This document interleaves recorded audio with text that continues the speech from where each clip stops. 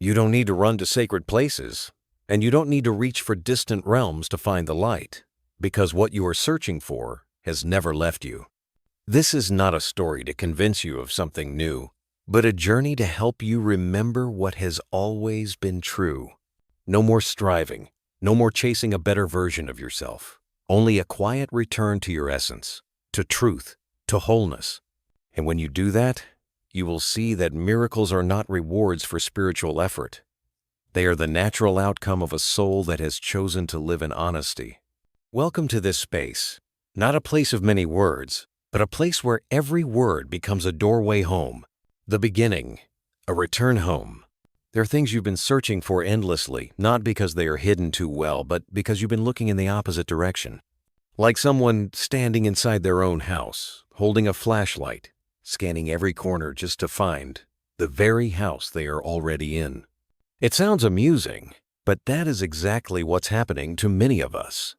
We read hundreds of books, watch thousands of videos, ask ourselves again and again questions like, who am I? Why am I here? Am I on the right path? And of course, the word God or source or the divine often echoes through these thirsts for meaning. But the more we search, the farther we seem to go. Not because the truth is too deep to reach, but because it is so close we keep overlooking it. This is a truth as light as your breath.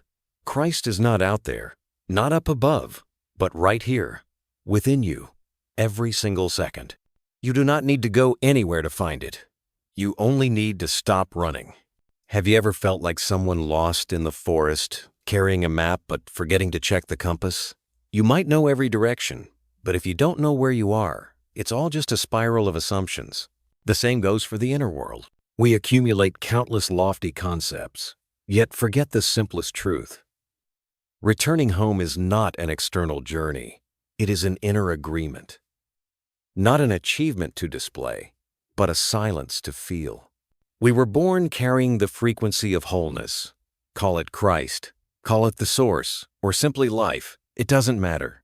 It is not limited by language, and it does not require your belief to function. It is always there, waiting for you to pause, to take a full breath, and stop playing the role of the seeker. Christ does not wait for your perfection to appear. He never left. Only you have been too busy playing roles, forgetting you are still wearing the inner robe of light. I know you have genuinely sought the light. You've practiced affirmations, kept gratitude journals, sat still for hours trying not to think, and all of that is honorable. But if after all of it, you still feel like you are trying, like you are straining to touch something always out of reach, then maybe it's time to stop, because perhaps you are heading in the wrong direction. Instead of trying to reach Christ, let go of the effort and recognize that you have always been the expression of Christ, not a path toward truth, but the living embodiment of it. We were taught to look outward, to judge ourselves through results, accomplishments, and external approval. Until one day, exhausted, we realize all those races only bring us closer to a distorted mirror, not the real one. The Christ within you does not need you to be better, only to be more real. Real with your fears, real with your wounds, and real with the light waiting to live through you.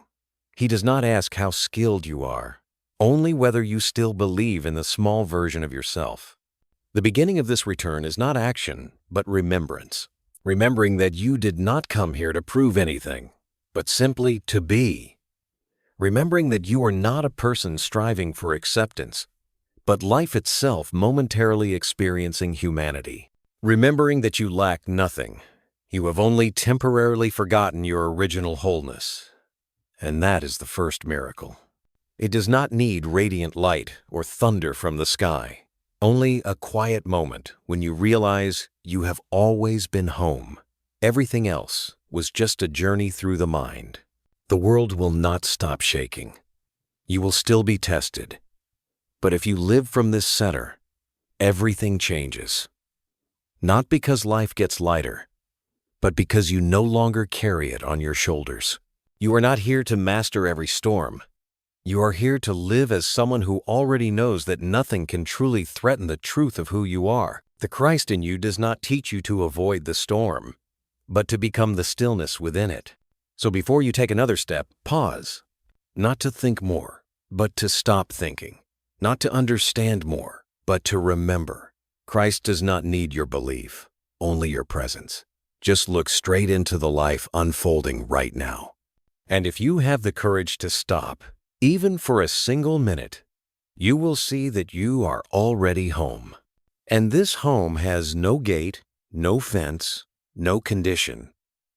Only a gentle presence, smiling back at you saying, "Finally, you stopped pretending. Now, we can begin." Right thinking is not enough. You must live from the divine. Have you ever tried to think positively, correctly, perfectly, only to still feel like you're pretending? Let's be honest. There are days when you read an affirmation like, "I am living in unconditional love," and just minutes later, you find yourself irritated because someone didn't reply to your message. That does not mean you're lacking or spiritually unworthy. It means one essential truth is often forgotten. Right thinking does not mean you are living from the divine. Don't get me wrong, positive thinking is an important first step. It is the moment you realize you no longer need to keep repeating stories of victimhood or scarcity. It is when you begin to choose your words more carefully and be more intentional with your thoughts. But if you stop there, you will soon feel a clear emptiness. Because correct thinking only has power when it comes from a true core, from a state already united with the divine, not from an ego trying to get things right in hopes of a reward. You can repeat "I am abundant" 100 times, but if underneath those words there is still anxiety about tomorrow, you are still creating from the mind, not from presence. You can fill your room with notes that say you are loved, but if you still need someone else to confirm your worth, then the awareness of the divine within you has not yet come alive. Not because you are wrong, but because you haven't truly released the ego that is still trying to control the sacred path. The biggest difference between right thinking and living from the divine comes down to one thing: the root. One arises from a mind trained to think better. The other flows from a soul that has stopped pretending. One is still striving. The other simply is. And it is from that beingness that every thought naturally emerges with full resonance, without needing to be managed or colored.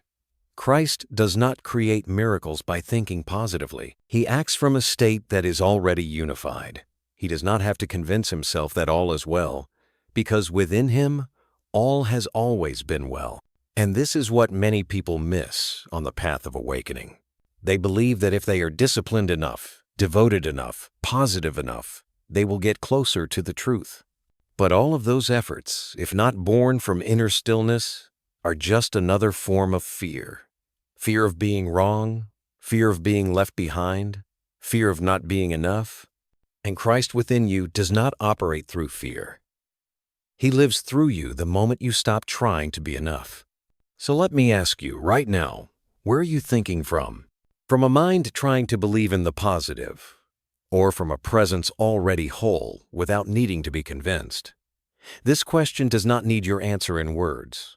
It only asks you to listen to yourself. And if even a small part of you is quietly smiling, maybe that is exactly where you need to return.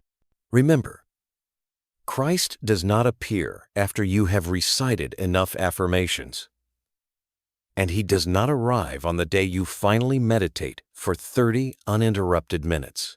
He is present the moment you stop, the moment you release your spiritual effort as if trying to climb some imaginary ladder of initiation.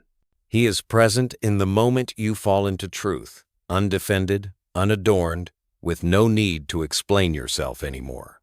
And that is when you realize thought is no longer a tool to reach a higher state, but a natural expression of life. You no longer need to think correctly. Every thought from that place is already aligned. From there, you no longer react. You reflect. You no longer need to be understood. You simply understand. You no longer need to be proven right, because your presence itself becomes the proof. Thank you for listening this far.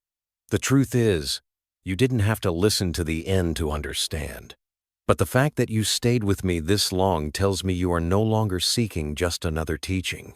You are seeking a landing point, a place where you stop learning and start living.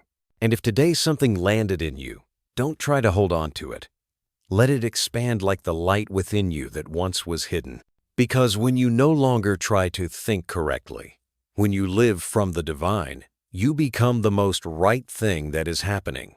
Christ is a frequency, not a figure. We have become so accustomed to imagining Christ as a specific image, a man walking on water, healing the blind, carrying the cross on his shoulders, with a gentle light shining behind his head. But if you continue holding on to that image, you might miss the most important thing he ever came to reveal. Christ did not come for you to paint his portrait, but to help you recognize that he was never a limited person bound by time or space. Christ is a frequency, a field of pure energy, a vibration of wholeness, not something to admire from afar, but something to live from within. When you understand that Christ is a frequency, everything begins to change.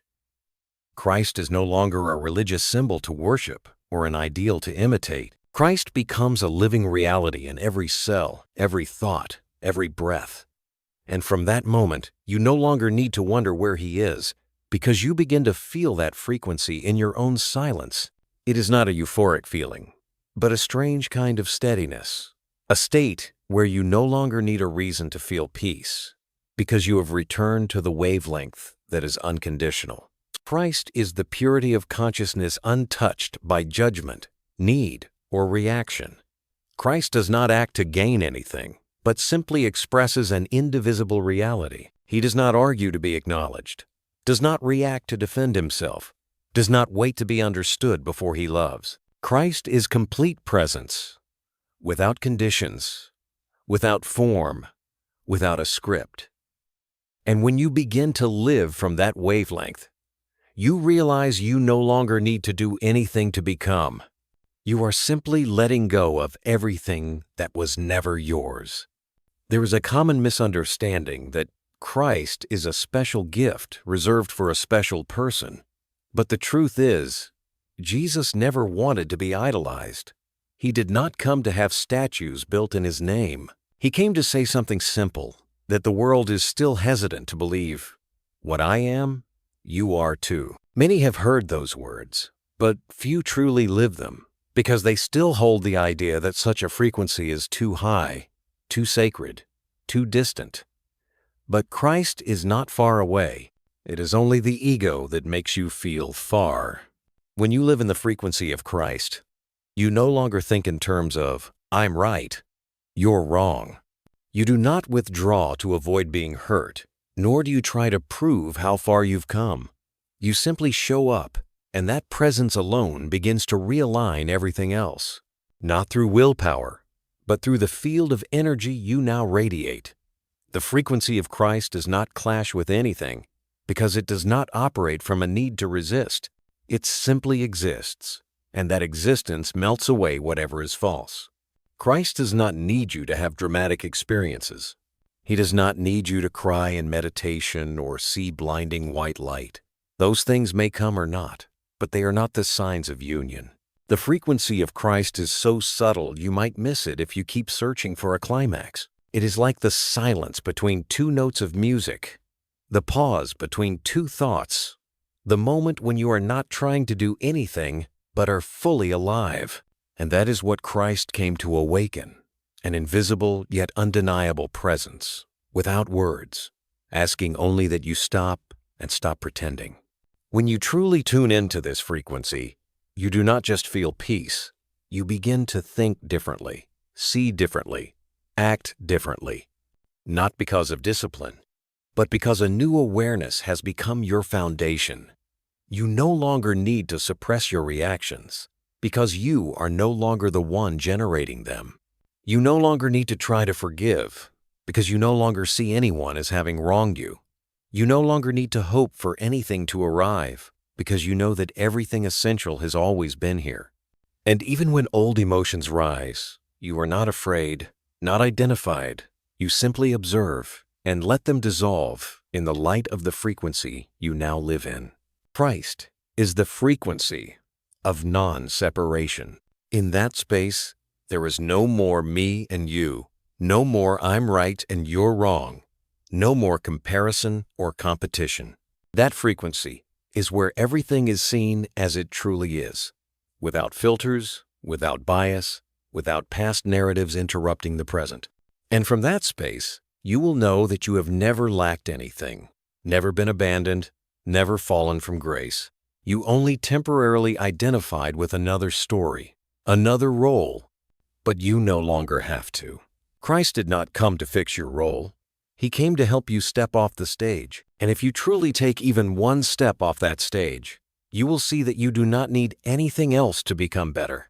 You only need to remember your original frequency. You do not need to try to shine, because you are the light. Christ is not a figure you must reach for, but a state you have always been, even before you knew how to name it. When you live from that frequency, you do not need to preach. You do not need to explain. Your life will speak for itself.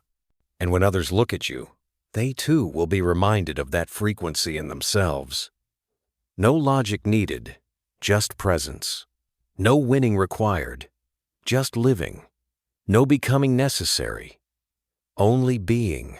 From awakening to abiding, making a home in the divine. Awakening is that rare moment when the mind pauses long enough for you to see through the thick fog of the ego and witness something strange, profound, yet deeply familiar, as if you just touched something you've always known, but forgot because you were too busy living out your roles. In that moment, you are no longer the seeker. You become the one who sees. You no longer ask. You simply observe. You no longer try. You simply exist. But then, like a gentle breeze, that moment passes. You return to familiar thoughts, old emotions, and begin to wonder why that clarity didn't last longer. This is where many stumble without realizing it. They think awakening is the destination, the result of all spiritual effort, the reward for the worthy. But the truth is, awakening is only a doorway, not the house. It is not the end, it is the beginning. Because if you awaken once and then return to old patterns, what you saw becomes just a beautiful memory rather than a living state. Christ does not call you to have a single holy moment. He calls you to move in, to change your place of living, to reside in the frequency of the divine without interruption. Real transformation does not happen in the moment you see the light. It happens when you choose to live from that light every day. That does not occur by trying to hold on to the light, but by letting go of everything that is not it. Not by extending the awakening, but by clearing the space for it to dwell in you without being crowded. Not by remembering the experience, but by allowing yourself to become its ongoing expansion, uninterrupted and unconditional. Jesus never had to remind himself to return to the divine, because he had never left. His presence did not come in waves, was not dependent on emotion, did not rise and fall with his mood. He lived in unity because he had no other place to go, not because he was specially chosen, but because he chose to stop believing in separation. And that is what the Christ within you is inviting. Not to give you more flashes of light, but to invite you to stop walking away after you touch it. To move from awakening to abiding, you don't need to do anything grand. You simply need to relearn how to return to the present without carrying the past. You don't need to understand everything. You just need to be honest with this moment. You don't need to feel enlightened. You just need to show up, undefended. Every time you don't react, don't conclude, don't judge, you stay a little longer. Every time you choose stillness over argument, depth over reaction, you are building a stronger home in the divine. It is not built through grand actions, but through small choices repeated, until presence becomes your natural foundation. Awakening is a gift, but abiding is a commitment. Awakening is the first light, but abiding is how you let that light spread through your entire life. When you no longer need to feel connected in order to believe you are, you have started to live in true unity. When you no longer need a heightened emotion to know you are in the divine, You have stopped relying on sensation to feel real. In that space, awakening no longer comes and goes. It becomes the air you breathe, the ground you stand on, needing no validation, needing no defense. The beauty of living in this frequency is that what you once tried to fix, heal, or control now seems unnecessary. Not because the problem disappears, but because you are no longer the same person looking at it. You no longer live from memory, so the present is no longer distorted. You no longer search for yourself in the world, so the world is no longer your judge. You no longer strive to live rightly, so your choices naturally become right. And this does not come from knowing more, but from no longer resisting truth. Abiding does not mean you will never waver again, but you will no longer be swept away as before. Old thoughts may still visit, but they will feel like passing strangers, no longer in charge. Emotions may still arise, but they can no longer define you. You don't need to control the flow. You just need to sit by the riverbank and remember you are the river, not the debris floating by. Awakening opens the door. Abiding walks through. And when you truly live from that space, you will no longer crave light, because you are light. You will no longer search for the way home, because you've stopped leaving. And with every moment you remain, without judgment, without running, without pretending, you are quietly building a home made of your unshakable essence. Not a shelter for temporary peace, but a permanent dwelling in the truth that never moves. And from that place, everything else naturally falls into its right place, not because you control it, but because you no longer interfere. You no longer try to hold on to awakening, because now, you are the place where it stays. The illusion of ego. Deconstructing the self, the ego is a masterful actor. It knows how to stand in front of the mirror, adjust the collar, and speak to you in a convincing, mature voice, saying this is who you are. This is the person you have become after years of experiences, education, effort, and pain. And you believe it. You agree that you are the story that happened to you, the name you carry, the past you remember, the dream you chase. And so, you live as if the role is real. You protect it, embellish it, fight for it.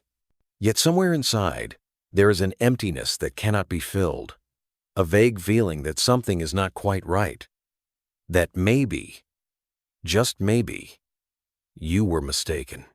The ego is not evil. It did not come to harm you.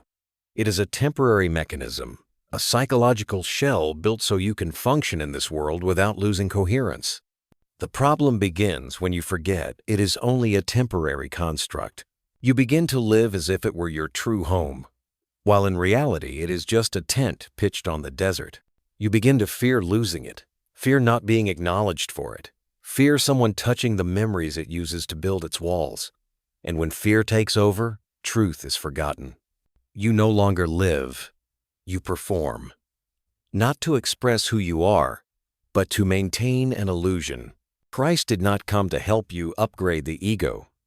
He did not come to polish it with positive thinking or lofty ideals. He came to invite you beyond it, not by forcefully destroying it, but through a truth so gentle that the ego cannot resist. Christ does not scold the ego.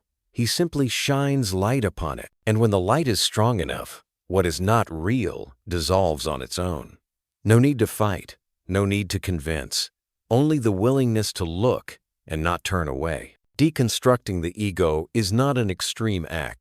It is a subtle process, like peeling an onion layer by layer, with no rush, no force, only patience and honesty. First comes seeing. Seeing when you react to protect an identity. Seeing when you tell old stories just to be comforted. Seeing when you feel inferior or superior. And every time you notice you are acting not from presence but from defense, the ego loses a little of its grip. It weakens, not because you fought it, but because you no longer feed it. The key is not to hate the ego, because if you hate it, you create another ego, more refined, named spiritual. The spiritual ego may look noble, wise, even deep, but it still needs others to confirm you have transcended. It still wants to be right. It is still hurt when misunderstood. And so, the cycle of illusion continues, only this time painted in metaphysical language. Deconstructing the ego is letting go of the need to become someone. You do not need to become anything. You have always been, only covered in layers of definitions. When you stop trying to be special, real uniqueness begins to shine. Not because you are different, but because you are no longer confused with a role scripted by fear.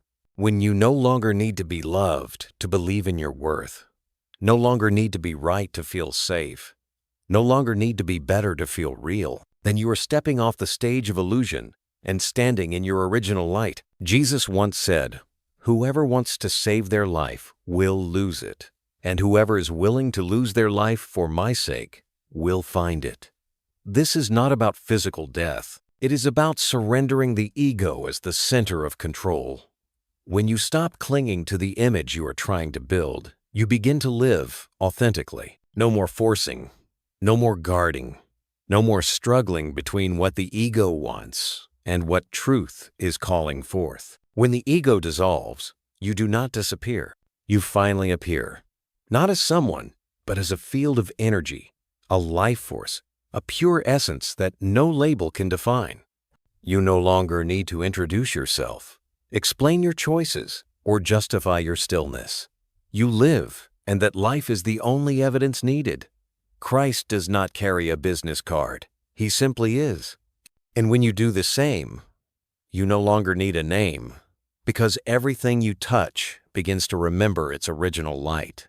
Deconstructing the ego is not a sorrowful journey. It is a joyful shedding, if you are ready to let go of what is not real, not by rejecting the world, but by no longer seeking yourself in it, not by denying memory, but by no longer letting memory define identity, not by changing yourself, but by looking directly at every mask and saying, "Thank you, but I do not need you anymore." When you do that, not through effort, but through clarity, Christ is no longer just an idea. He becomes a silent, living, steady companion within you. No demands, no control, just presence, as truth that never left. And when that happens, you no longer search for yourself. You have found, not in noise, but in stillness. Not in becoming, but in being. Everything that is not eternal is an illusion. Have you ever held something in your hands that once felt precious, only to realize years later that it no longer holds any meaning for you? Have you ever believed someone was your everything, and then one day woke up feeling nothing but a quiet sigh? Have you ever placed your joy in something outside of yourself, only to feel lost when it disappeared, as if you no longer knew who you were? That is not because you were wrong, but because you were being guided by something called an illusion. And no matter how beautiful an illusion may seem, it can never be eternal. Everything that comes and goes is an illusion. It may sound extreme, but if you look closely, you will see this is the gentlest truth you will ever know. Emotions rise and fall. Thoughts appear and vanish. Relationships begin with a glance and end in silence. Dreams you once swore you would die for now seem dull and irrelevant. Life flows like a film, scene by scene, face by face, turning points and changes, always leaving you with one question. Then, what is real? The answer is simple. Whatever cannot disappear, that is real. Whatever changes, fades, disappears, or depends on conditions to exist, that is illusion. There is nothing wrong with enjoying illusions. You can love, create, celebrate beauty, laugh, and cry with life. The problem begins when you demand permanence. You want others to love you in the same way forever. You want the safety that a job, money, or relationship brings to remain unchanged. And when it doesn't, you feel like you've lost something. But in truth, you have just been released from something you accidentally made sacred. Everything that is not eternal is illusion. And that truth is not meant to make you doubt everything. It is meant to guide you home. Because only one thing never changes: the presence that is reading these words. You, in your most original form, untouched by memory, undisturbed by circumstances, unmoved by praise or criticism. When you are there, fully present, quiet and clear, all illusions stop being traps. They become movements you can witness without attachment. You step into life, but no longer let life define your worth. This is the power of voice within. Not just a voice you hear, but a space you return to. Not a belief out there or someone else's truth, but the deepest place within you that always knows, always shines, always rests in peace. It is a voice that makes no sound, but every time you listen, you recognize it as real. Not because it gives you intense feelings, but because it needs no justification, no repetition, no defense. It is simply there, like the sun that shines without needing anyone to believe in it. We suffer not because life is harsh, but because we cling to what cannot be held. We call impermanent things mine, and when they leave, as they always do, we believe something has been taken from us. But the truth is, you never truly owned what could be lost. You were only passing through, borrowing for a while. And when you live with that kind of humility, life becomes lighter. No need to control, no need to demand. Just be present, enjoy, and let go when the time comes.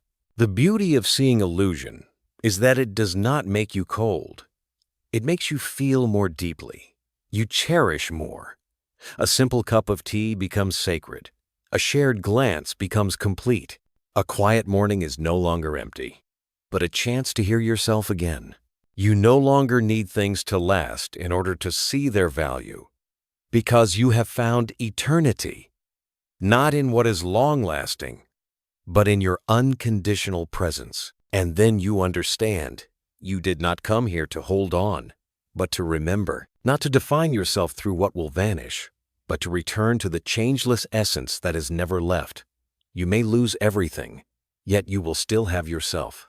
And once you see this, everything you do is no longer about proving your worth, but expressing your truth. No longer striving to be someone, but allowing what is real to flow outward.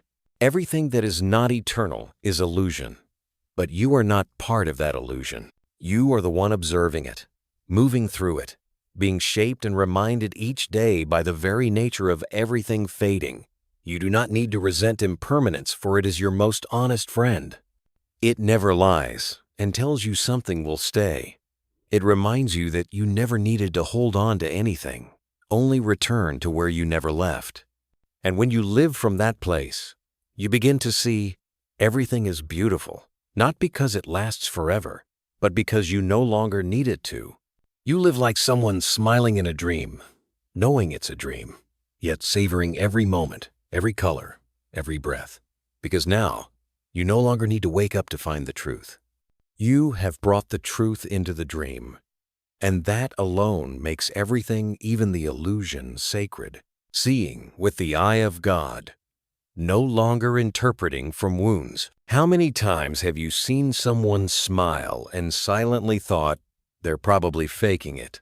How many times have you heard a simple comment and felt offended, as if the whole world was subtly against you? How many times have you walked into a room and someone's glance made you feel like you weren't good enough, smart enough, or present at the right time? And yet, you didn't realize that you weren't actually seeing them. You were looking through a lens scratched by memory, pain, and years of unconscious interpretation. We do not see life as it is. We see life as we are. Each person carries a pair of invisible glasses, shaped by old experiences, unhealed wounds, and beliefs programmed since childhood. These lenses were originally there to protect you, to help you read your environment, to distinguish safety from danger, and to give you a sense of place in the world. But as time passed, those lenses were never cleaned. They collected dust. They cracked. And yet, You continued to see through them as if they were the absolute truth, not because you are stubborn, but because you forgot you were wearing them. The physical eyes see the world, but the eye of God sees essence. The physical eyes divide, the divine eye unifies. The physical eyes choose sides, the divine eye sees that nothing is outside the whole. When you see with the eye of God, you are no longer pulled into the ego stories. You see that someone who is angry is not an enemy, but a heart that has not yet learned how to ask for help. You see that someone who boasts is not arrogant, but a child within trying desperately to be seen. You don't need to agree with distorted behavior, but you also no longer react from your own wounds. Because when you see with the eye of God, you no longer interpret. You simply see. The truth is, most of what irritates you and others is something unhealed within yourself. A careless person makes you angry, not because their behavior is extreme, but because someone once abandoned you and you never truly faced that pain. A small criticism hurts, not because it is right or wrong, but because you are still judging yourself every hour of every day. What we call reaction often does not arise from the present, but from unprocessed memory. Only when you stop, take a deep breath, and ask yourself, which eyes am I seeing with right now? Does the door begin to open? You begin to tell the difference between reaction and awareness. You start to notice the lenses you have been wearing, not to judge yourself, but to gently take them off.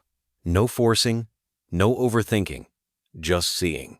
Because light does not argue with darkness. It only needs to show up. When you see with the eye of God, you no longer need to be right. You no longer need to be understood immediately. You no longer need to control the outcome.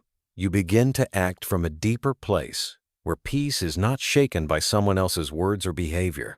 And that presence, quiet but powerful, begins to shift the world around you, not because you made anyone change, but because you stopped resonating with the old frequency. This is not a state reserved for the enlightened. It is your natural ability. You don't need to learn it from anyone. You don't need a long spiritual journey. Just one decision to stop interpreting life through your wounds, to stop letting memory speak for you, to stop allowing the ego to define what is happening. Each time you feel triggered by something, pause and ask, am I seeing through an old wound? And if the answer is yes, breathe deeply and look again, not with your physical eyes, but with the eye of presence, of truth, of compassion. When you practice this, no one needs to know.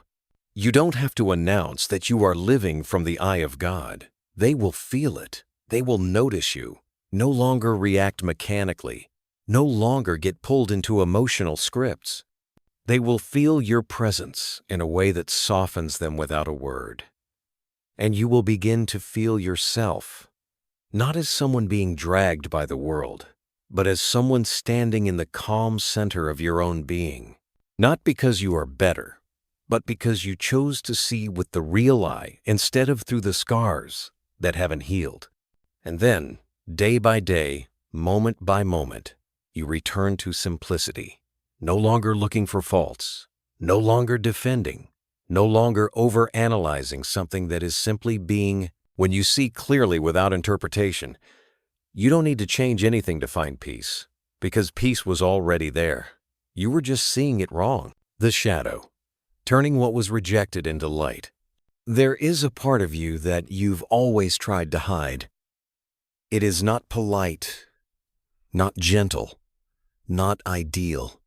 It shows up when you lose control, when you feel jealous, when you say something harsh you later apologize for, or when you sit alone quietly with thoughts you don't dare admit. That is the shadow. And the more you try to reject it, the more power it gains over you. The shadow is not evil. It is simply the part of you that has been denied. Maybe you grew up in a home where anger was seen as dangerous, so you learned to suppress it until you no longer recognized when you were angry. Maybe you were constantly compared to others and had to prove yourself, filling you with envy you never dared name. Maybe you were ignored when vulnerable, so you trained yourself to be strong at all times, cutting off your need for comfort. The shadow is where you store everything that was once judged as unacceptable. But when you repress it, it doesn't vanish. It only changes form. The shadow does not disappear just because you refuse to look at it. It still lives, breathes, and controls your actions from beneath the surface. It causes you to judge others unconsciously. It makes you overreact to small situations. It makes you run away from yourself. And you wonder why peace escapes you, even when everything on the outside seems fine. It's because peace cannot come when you are living with a part of yourself left behind. Healing does not come from adding more light, but from bravely stepping into the places you tried to forget. And the strange thing is, when you look at your shadow without judgment, you will see that it is simply a part of you that is hurting, afraid, and longing to be held. The shadow does not ask you to fix it. It only wants to be seen. When you can say, yes, I have envy inside me. I have anger. I have a fear of abandonment. I have selfish parts I once denied. What happens is not collapse. What happens is a quiet and sacred expansion in your heart. Light is not the denial of darkness.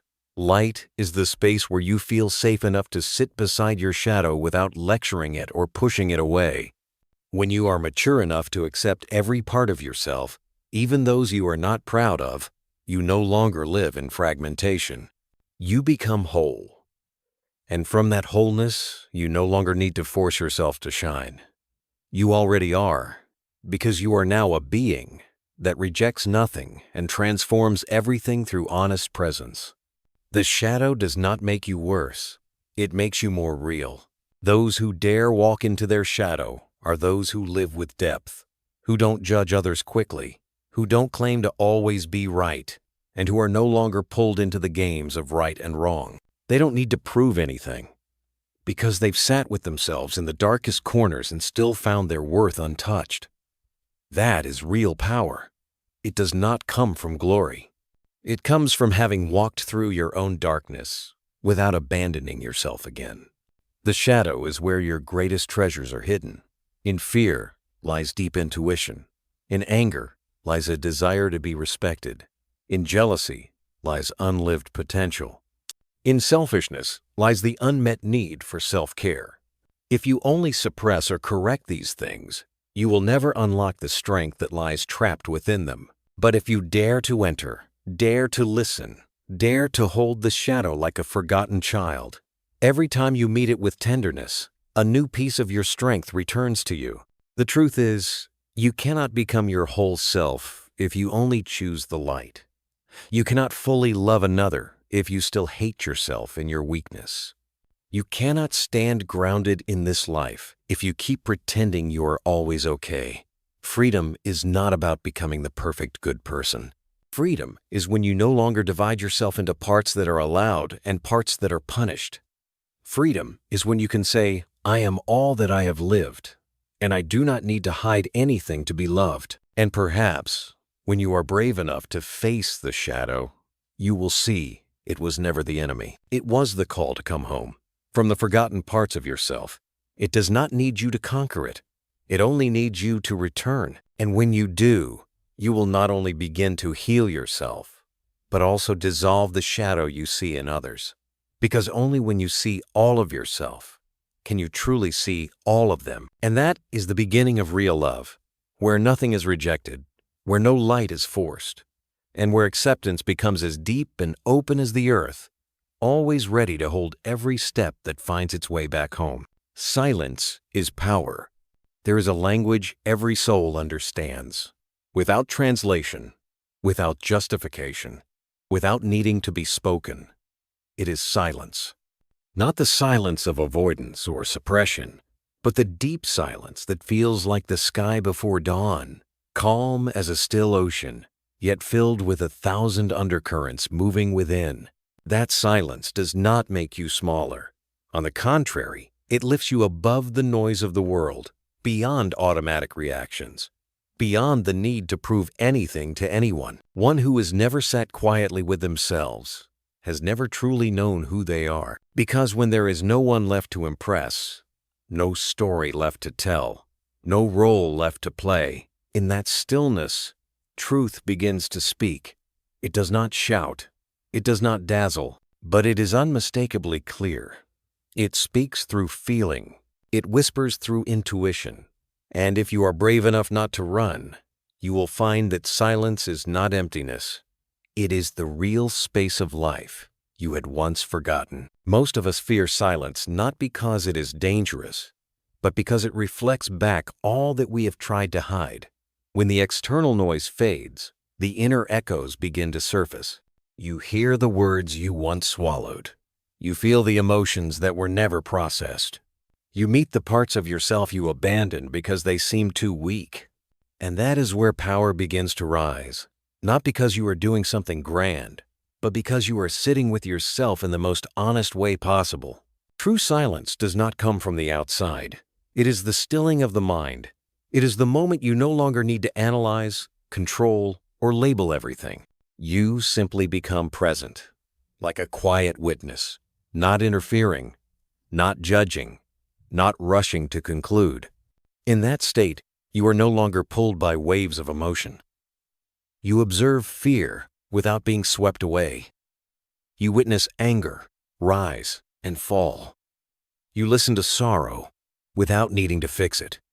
And that creates space. In that space, everything begins to realign. Without your effort, the world is loud not because it has too much to say, but because people have not learned how to sit still.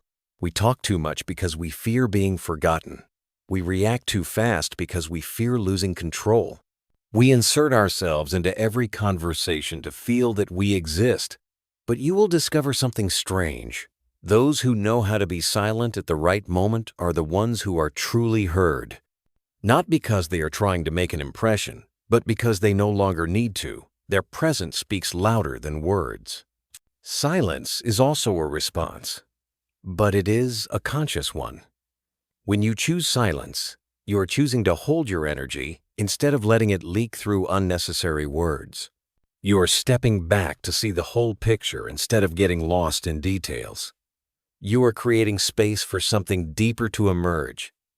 And in that stepping back, you do not lose power. You enter its depth. It is in silent moments that the biggest decisions are made. Not when you argue back, but when you are unshaken.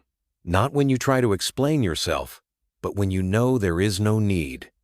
Not when you win an argument, but when you decide not to enter a battle that was never worth fighting. When you are silent, not because you are defeated, but because you know what truly matters, then that silence becomes mastery. Look back at your life. Weren't the most important turning points born from moments when you sat quietly with yourself? Weren't the decisions that changed everything made not among crowds, but during a pause when you were still enough to hear your own voice? And if you have ever touched that moment, you will never underestimate silence again. Because in silence, the soul returns home. In silence, the mind is renewed. In silence, you stop being a seeker and become the one who is already found. So each day, give yourself a moment of silence, not to escape the world, but to remember that you don't belong to the noise, not to become something higher, but to return to simplicity, not to turn into someone else, but to be fully yourself, nothing more, nothing less. Because in the end, true power is not in what you say, but in whether you are strong enough not to say anything when it is not needed. And that is the deepest expression of a free mind, a soul that remembers who it is, a human who needs no applause to validate their presence, because their presence has already become the validation. Christ did not come to change the world, but to reveal another one. If you have ever believed that awakening would turn you into someone who can control circumstances, master every situation, and reshape the world to fit your desires, then you were mistaken. Christ did not come to redesign the physical world, nor to create a better version of the same broken order. He came to show you that there is another world, right here, but on a different frequency of awareness. And you do not enter that world by effort, but by seeing. We were raised within a limited framework, where everything is defined by the physical eye, measured by achievements, compared by results, and validated by the approval of others. But in the dimension of Christ, this world is just a veil, and behind it lies a deeper reality, quieter and more still, where things no longer carry personal meaning but become pure expressions of life itself. Christ did not come to make the world less cruel. He came to reveal that cruelty only exists when you see the world through the lens of the ego. When you stop labeling everything, when you no longer place yourself at the center as someone who can be threatened or rejected, you begin to see something that cannot be named but is profoundly alive. It is not the revelation of a better world, but the unveiling of a world that was never corrupted, only unseen because you had not yet arrived at the state to recognize it. The vision of Christ is not a mission to reform the world. It is a vision that dissolves the old world. Because the world you once called real was merely a projection of an unconscious mind. You see lack because something within you believes you are not enough.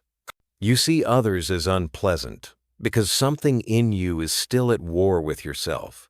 You see life as unfair because you are still identifying with concepts shaped by the ego. But once you enter the state of witnessing, where you are no longer the reactor but the observer, every window becomes a mirror, and you begin to see yourself, to see light, to witness without the need to explain. Christ is a frequency, a space, a vibration so pure that once you touch it, the old does not need to be replaced. It simply fades because it is no longer needed. This is not a battle between good and evil, light and dark.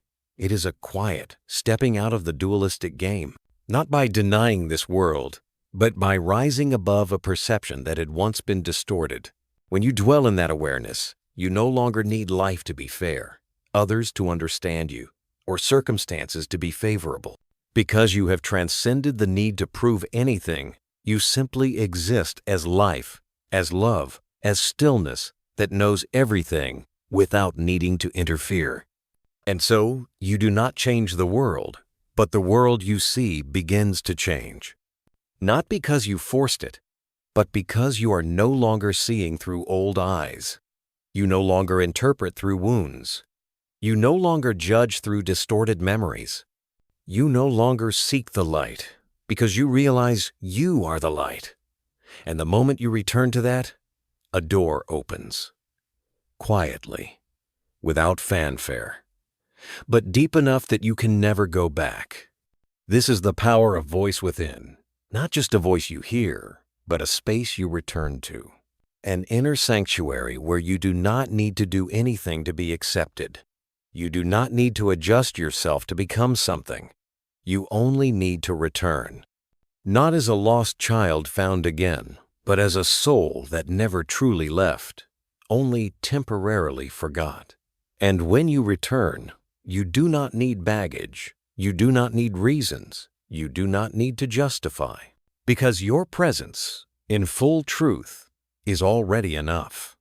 This is why Christ never tried to win. He did not reform society, restructure politics, or claim power in any system. He simply said one thing: you are not what you think you are, and neither is this world. When you see that, there is nothing left to fight, only understanding and a peace that surpasses all conditions. Stop waiting for a miracle to change the world, because the real miracle does not come from changing circumstances. It comes from changing how you see, how you show up, and how you live from the inside out. Christ did not come to make this world more pleasant. He came so you would stop depending on it.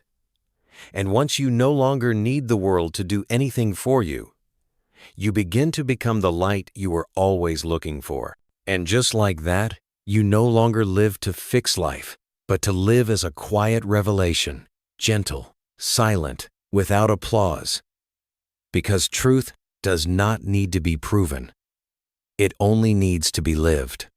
And when you live from that place, everything is already complete. Sustaining the Christ frequency, living from the source. There are those who have once touched truth, glimpsed the light, felt the miraculous presence of life, and yet returned to old patterns, swept away by familiar habits, subtle loops, fragments of the ego that still refuse to let go. Because touching the Christ frequency is one thing, but sustaining it and living from it like breath, like blood flowing through every choice, is something entirely different. It does not come from tense effort, but from gentle attention, steady presence, and awakened consistency. Have you noticed that the most profound moments are not when you win an argument or achieve a goal, but when you do nothing at all? When you simply sit in stillness without seeking, and everything within you settles. That is when you are closest to the source. Not because you arrived at something, but because you let go of everything that blocked the way. And in that surrender, the source reveals itself. Not by force, not demanding anything. It was always there, just waiting for you to return. But modern life has a subtle way of pulling you away from the source. It does not knock you down all at once. It disconnects you in small fragments. An urgent email, a message you feel you must reply to, a task you must complete right away, a minor emotion swallowed too quickly, a seemingly harmless self-judgment. And so, through tiny shifts, you drift from center without even noticing. Until one day, you look around and realize you are living as a reactive version of yourself, distant from the clarity and innocence you once knew. So how do you live from the source? Not just once, but each day, with every breath. How do you sustain the Christ frequency, like a quiet undercurrent within, even when the outer world screams? The answer is not in becoming perfect. It is in choosing to return again and again. Returning to presence, returning to gratitude, returning to that silent steadiness, and above all, returning to simplicity. Simplicity is not lack, it is fullness without decoration. One who lives from the source does not strive to be special. They do not try to create peace. They are peace. They do not need to prove anything, because their presence says enough. And they do not speak profound words to be admired.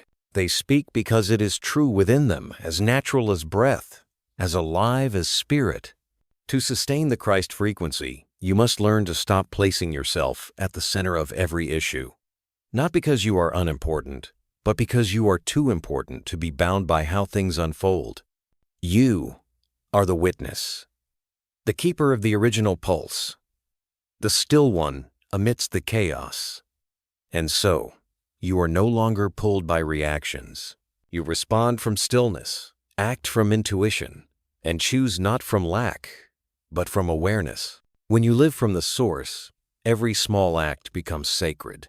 Cutting fruit, cleaning your home, sitting with a friend, replying to a message, all carry the imprint of presence. Not because you are seeking praise, but because it is the right thing to do, and you pour all of life into it.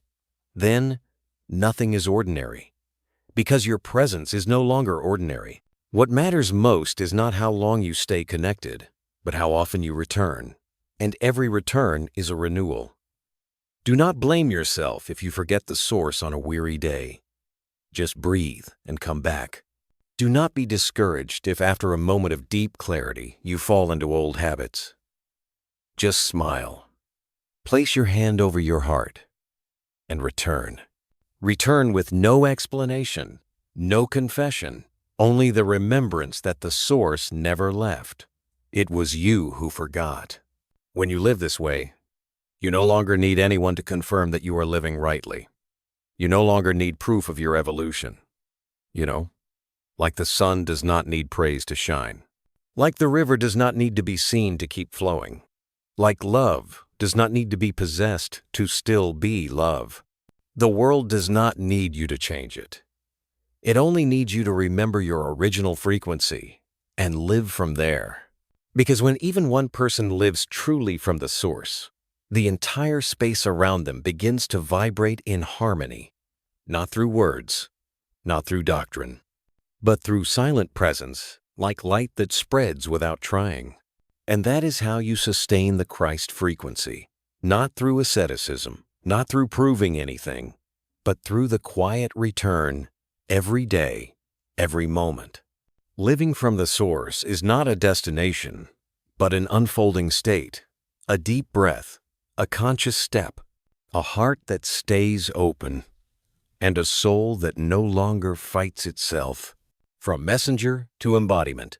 Have you ever wondered what it would mean if you were not just the one listening to truth, not just the one carrying messages, but the living embodiment of what you once read, once felt, once glimpsed in your most silent moments? Are you ready to step beyond the role of communicator and become the message itself? To no longer speak of the light, but to be the light. To no longer quote truth, but to be truth expressed through your gaze, your steps, your breath. Along the path of awakening, there is a subtle yet essential stage often overlooked. The quiet transition from messenger to embodiment. In the beginning, when you first touch the vibration of truth, you become like a speaker, transmitting what you receive. You hear, you repeat, you share. That is important. But if you stop there, truth remains external. A gap still exists between what you say and who you are. And in that gap, the ego finds its most refined hiding place, draining your energy without your awareness.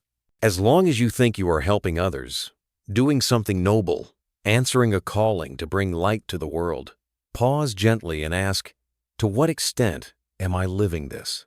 Because the world does not need more teachings. It needs more people who are silent and steady, who do not try to convince but allow others to feel something unnameable just by being in their presence. An embodied one does not seek to appear spiritual. They do not use poetic language to mask inner chaos. They do not quote teachings to prove they are evolving. They are simply present. And that presence alone creates a space of healing, effortlessly. They walk into a room and the energy shifts, not because they carry answers, but because they no longer carry any demands. They are the answer, not because they know everything, but because they no longer need to control anything. To move from messenger to embodiment, you must dissolve the image you hold of yourself. You no longer see yourself as someone doing something for the world, but as life moving through you, effortlessly, wisely, without seeking credit. At that point, you no longer ask whether you are living rightly, because there is no one left inside to ask the question. Only life breathing, radiating, and unfolding through the shape called you. How do you know when you've moved from transmitter to embodiment? Not by outer success, not by how others respond, but by inner knowing. You feel less hurried, less in need of proving, less drawn to explain. You feel lighter, quieter, but every word you speak carries depth. You no longer try to be truthful. You simply cannot be false. You no longer search for guidance from outside. Every moment becomes guidance when you live from the center. The messenger still wonders what is right or wrong, what should or should not be done. The embodied one listens inwardly and acts from that quiet knowing. No scripts, no strategies, only a deep alignment with the flow of life. And strangely, it is often those who live this way who have the greatest impact, not through scale, but through depth. They do not change the world in conventional ways. They shake the invisible architecture that holds the world together. And you, the one hearing these words, where are you on this path? Are you still recording? Still sharing? Or already becoming? Is there something within you that is ripe, ready to stop speaking about and start becoming? Is there a part of you willing to step out of the spotlight and become a quiet flame in the dark? If so, know that you are not alone. And know that your light, even if unnoticed, is already softening the thickest layers of human forgetfulness. I know, becoming the embodiment is not easy. It asks you to face yourself daily, with unwavering honesty, with unconditional love. But if you've listened this far, it means there is already a piece of truth within you waiting to be lived. And I thank you for staying with this story with an open heart. The question is not whether you are enough. The question is, whether you are still trying to hide. Truth waits for no one, but it always opens for those who dare step through. So walk, not as one with a mission, but like a river flowing naturally. Live without needing validation. Let your words become silence. Let your light become the mirror in which others remember themselves. Because in the end, what you transmit is not what you know. It is who you are. And when you live that truth, you are no longer the storyteller. You are the story. The kingdom has no form. There is something the human mind finds hard to accept, that the kingdom of truth does not come in any particular form. It has no address, no gate, no clear boundary you can cross and declare that you have arrived. And because of that, it is often overlooked. The ego always wants something concrete to hold on to, a ritual to perform, a doctrine to memorize, a model to replicate. It wants the kingdom to look like a golden city where everything goes your way, with no pain and no disappointment. But the true kingdom looks nothing like what you have imagined. The kingdom is not a reward you receive after passing all the spiritual tests. It does not appear when you are good enough, pure enough, or worthy enough. It does not come as a result. It is always here, already present, waiting for you to stop and recognize. It does not wait for you to transcend. It waits for you to let go. Not let go of life, but let go of the idea that you know what life is. When you stop trying to imagine the kingdom begins to live through you.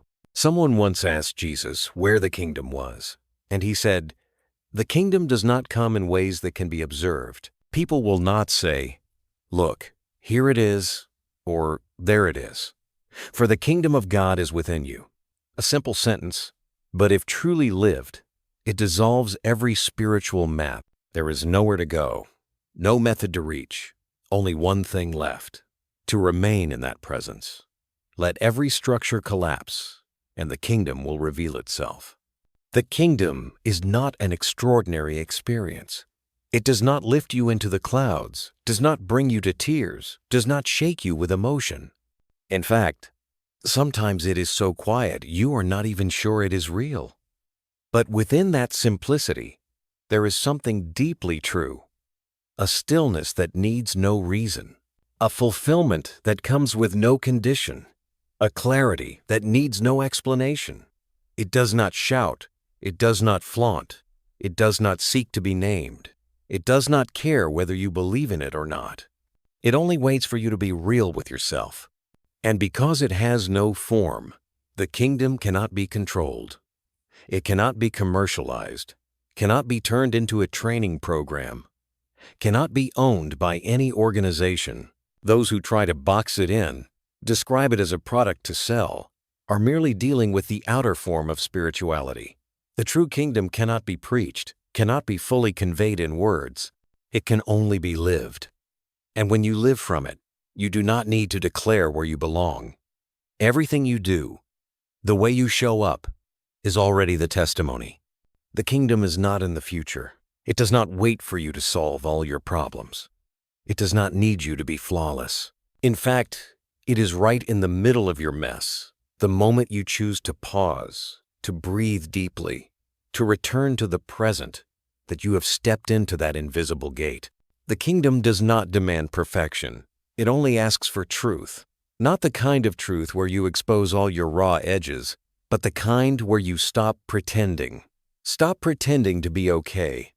Stop pretending to know. Stop pretending to be in control. Then a new foundation begins to lift you, light as air, steady as stone. And because the kingdom has no form, it cannot be shaken by the world of form. No matter what you are going through on the outside, no matter what the circumstances are, the kingdom remains untouched. You may be in pain, lost, grieving, but deep inside there is a place that does not tremble. A place that knows this too shall pass, that nothing can truly touch the innermost essence of who you are. And that place, no one can take from you. No one can destroy it, because it does not belong to this world. To live from the kingdom is to live as if you know that everything is already complete. Not because you have everything, but because you lack nothing in order to be who you are. You do not need a lover to feel worthy. You do not need a job to feel useful. You do not need an identity to feel safe. You act not from lack, but from overflow. You love not to be loved back, but because love is the nature flowing through you. You forgive not to be praised, but because you can no longer carry the weight of that pain for one more second. And then, in that simplicity, you realize the kingdom is not something distant. It is you when you stop playing roles. It is the world when you see through innocent eyes. It is life itself when you stop trying to control. And it is reality when you stop imagining what reality should be. You do not have to look far. The kingdom does not come like a miracle. It is simply the return to what has always been here, missed only because you were looking elsewhere. Now, all it takes is your willingness to stop and see, not through effort, but through release. Not through adding more, but through letting go. Not through understanding, but through living one honest moment. And the kingdom will not come. It has always been here. Miracles are not the goal, but the consequence. Many people step onto the spiritual path with a common longing, the desire for miracles. They want instant healing, an escape from hardship, visible wonders unfolding like scenes from a mythical tale. And so they rush to pray, meditate, read piles of books, try every method with one hope in mind, that one day everything will change as if by magic. But the truth is, if a miracle is what you're chasing, you're still living from a mindset of lack. A miracle, in essence, is not a goal to be achieved. It is the natural consequence of living in alignment from within. Miracles do not arrive as rewards for those who plead loud enough or persist long enough. They come when you stop seeking them, when you stop forcing life to follow your design, and instead begin to flow with a higher, quieter order that asks for no control. When you live from that space, the world around you may still appear imperfect, but your presence begins to transform the nature of everything that unfolds. The miracle is no longer something outside of you. It becomes the expansion of who you are. In the silence of true inner being, the extraordinary begins to happen without the need for announcement. An old wound quietly stops aching. A frozen relationship thaws without a word. A door you thought was forever closed opens without being knocked. And yet, when you live from that depth, you no longer call it a miracle. Because you were not waiting, not orchestrating, not clinging. You were simply living, and all else unfolded as a reflection of the wholeness already present. There is a common trait among those who live in true depth. They are not chasing miracles. They do not need to tell impressive stories to prove their awakening. They do not use the supernatural as a way to impress. They live quietly, simply, but with profound influence. Because when someone no longer needs a miracle to happen, they become the space where miracles happen. A miracle is not a destination. It is the trace left by one who has returned home to themselves. When you still make outcomes your goal, you lose the very quality of the process. When you do what is right just to gain something good in return, you are still bargaining with life. But when you do what is right simply because it is right, and you live from that place as a given, then that purity opens the door to the extraordinary in ways you could never plan. A miracle does not happen because you are good enough. It happens because you have dissolved into what is.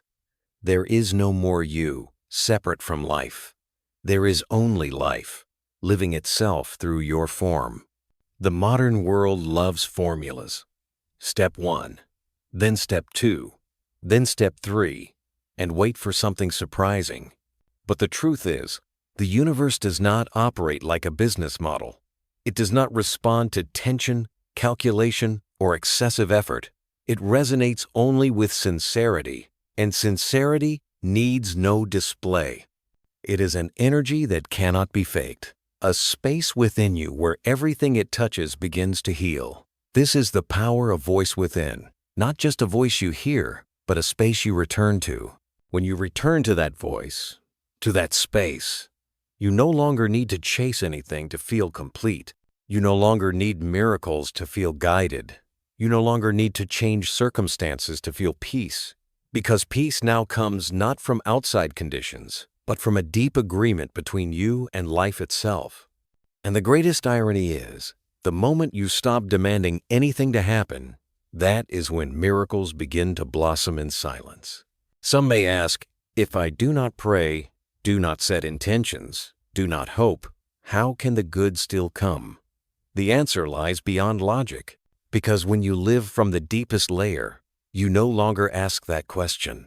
For in that moment, you are the good that is happening to this world. You are no longer the one waiting for a miracle. You are the miracle. Not because you are special, but because you have become humble enough to dissolve into the flow that has always been sacred. So if today you have not yet seen the miracle, do not be quick to doubt. Perhaps you are standing too close. Perhaps the miracle is unfolding on a level you are not used to perceiving.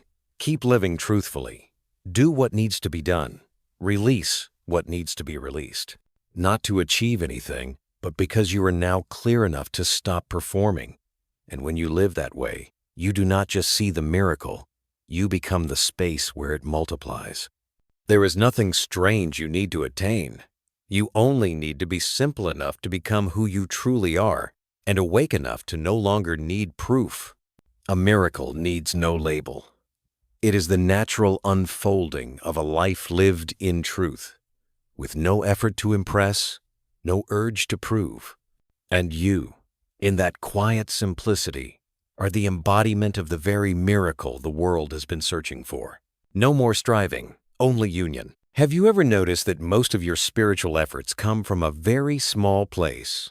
A place that believes you are not enough, not there yet, not worthy of the wholeness already within you? We meditate not to truly listen, but to control the mind.